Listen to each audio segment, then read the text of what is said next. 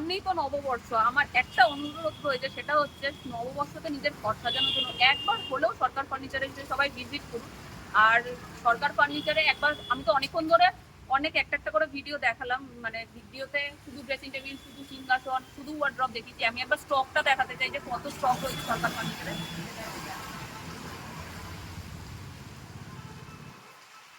এখানে huge stock রয়েছে, একবার স্টকটা পুরো দেখা।